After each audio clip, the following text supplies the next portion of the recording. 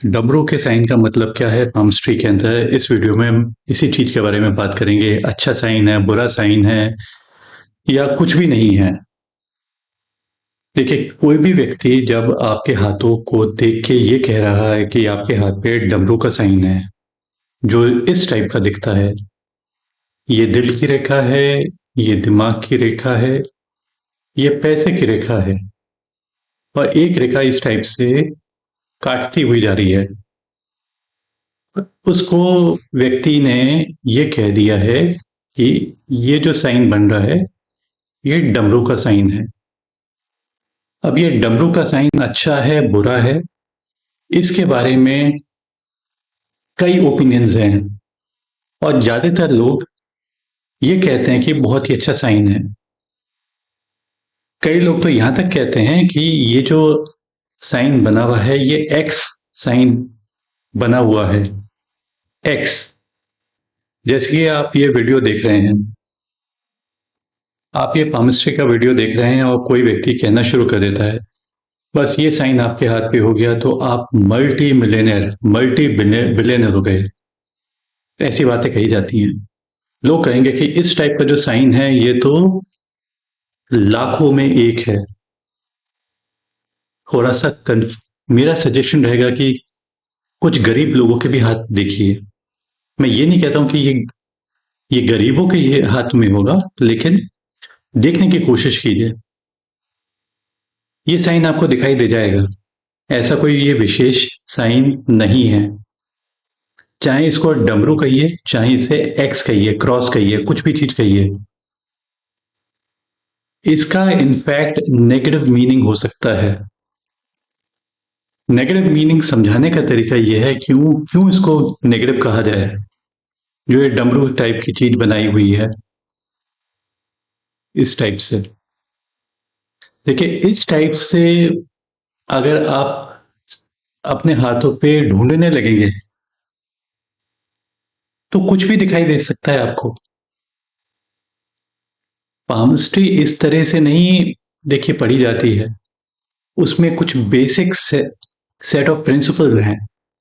Basic set of principal हैं कि कौन सी रेखाएं झुकी हुई हैं वो अच्छी नहीं मानी जाएंगी, जो उठी हुई हैं वो अच्छी मानी जाएंगी। एग्जाम्पल के रूप पे, ये दिल की रेखा है। दिल की रेखा से कोई रेखा ऊपर की तरफ उठ गई, उसको अच्छा माना जाएगा। और अगर कोई रेखा नीचे की तरफ झुक गई, उसको बुरा माना जाएगा।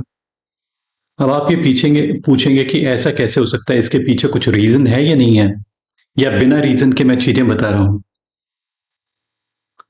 हाँ, एक सिंपल सा रीजन है। इसको समझाने का तरीका ये है कि इमेजिन कीजिए आप खड़े हुए हैं। ये टॉप ऑफ द फिंगर्स आपका हेड है, ठीक है? फिंगर टिप्स तो आपका हेड है। ये वाला पोर्शन हेड है। जो लोअर पोर्शन है वो अर्थ एंड ग्रेविटी है, और ऊपर स्काई है। और ये आपका फिजिकल दिल है, फिजिकल। इस दिल पे कोई रस्सी एक टाइप से बंधी हुई है, वो ऊपर उठा रही है, उसको अच्छा माना जाएगा। इसको कहा जाएगा कि कोई रिलेशनशिप आपको उठा रही है, आपको हेल्प कर रही है बेसिकली। और कोई रेखा अगर नीचे की तरफ टिल्ट हो गई, दैट मीन्स कि एक रस्सी आपके दिल पे लटकी हुई है। जो लटकी रहेगी तो ऑटोमेटिकली वो आपके दिल को थकाएगी। रिलेशनशिप से आपको डिसअपॉइंटमेंट आएगा। तो इसी टाइप से जो आप ये देख रहे हैं, जो रेखा है, जो नीचे की तरफ, ये जो दिल की रेखा है और वो नीचे की तरफ डिप हुई है, इसको तो नेगेटिव कहा जाएगा।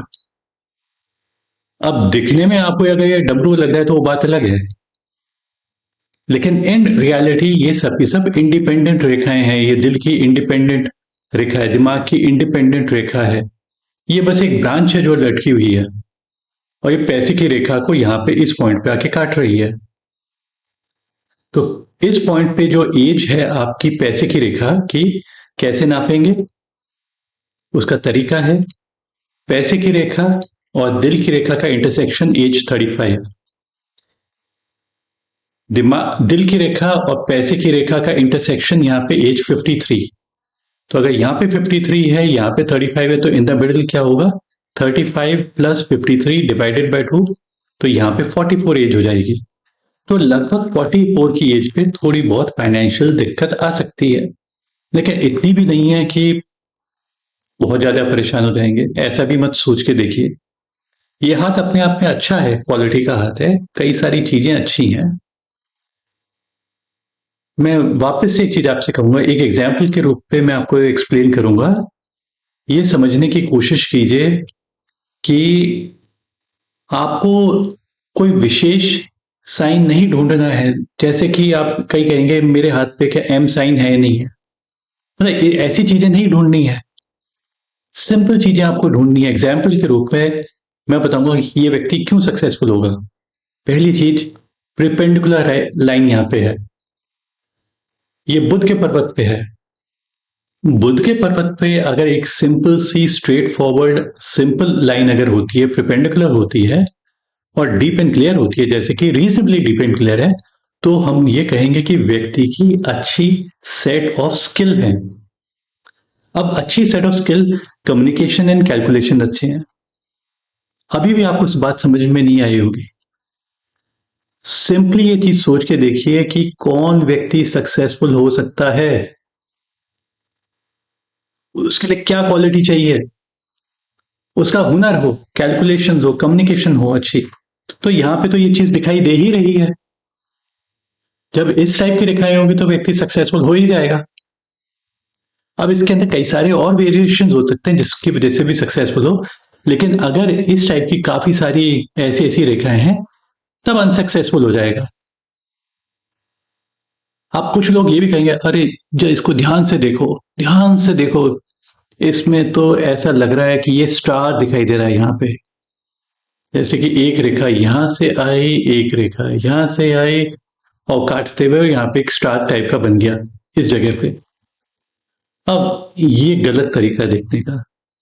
अगर स्टार होना ही है तो एक सिंपल स्ट्रेट फॉरवर्ड स्टार हो ऐसे, और कुछ नहीं हो,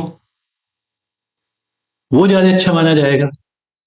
लेकिन ये क्रिस क्रॉसिंग रेखाएं देख के आपको उसके अंदर ढूंढ रहे हैं कि कोई स्टार है, तो ये गलत है।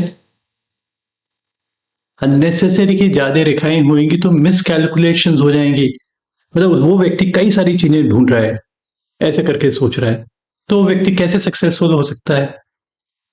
तो ये सिंपल मेथड होता है इस टाइप से रीडिंग देने का। एक और एग्जांपल मैं देता हूं इसी हाथ पे। जैसे कि इनके हाथ पे आप ये देखिए, ये शुक्र का पर्वत अच्छा गद्देदार दिखाई दे रहा है। अभी गद्देदार होएगा तो इसका मतलब क्या है, ये शुक्र है, और शुक्र वीनस जो है वो उसकी क्वालिटी क्या है। दो शब्दों में ज्योग्राफी में जब आप पढ़ते हैं क्लास के अंदर, तो दो शब्दों में वीनस को डिस्क्राइब किया है।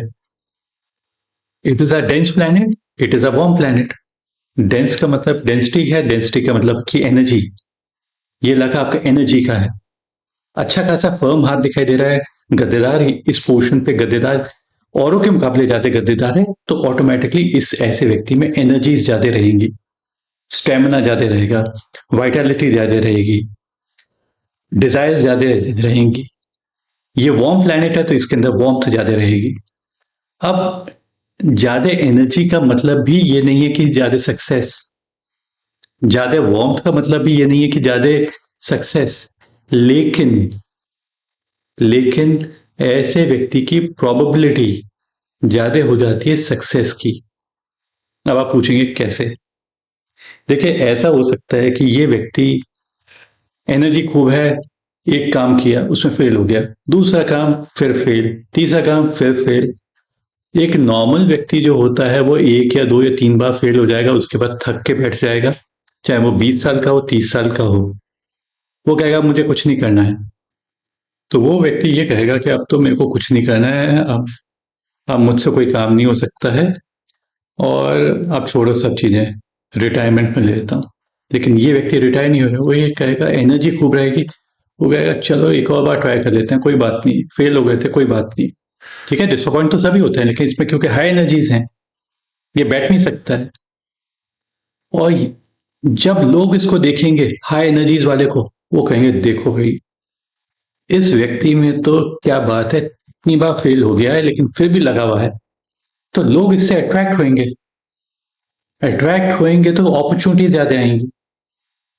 वीनस को कहा गया वार्म प्लैनेट। वार्म प्लैनेट का मतलब वार्म है, इसमें प्यार है इसमें।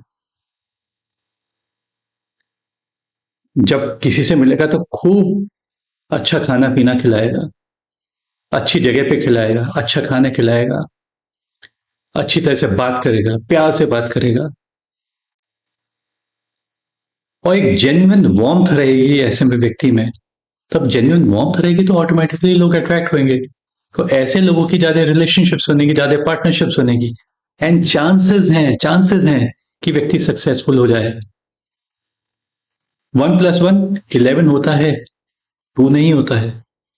तो एक व्यक्ति इसके साथ जुड़ेगा तो 11 बन जाएगा। तो ये एक अच्छे साइन है। और यहाँ पे मैंने आपसे कुछ नहीं कहा, अरे इसके हाथ पे यहाँ पे स्टार दिखाई दे रहा है, इसके हाथ पे यहाँ पे फिश दिखाई दे रही है।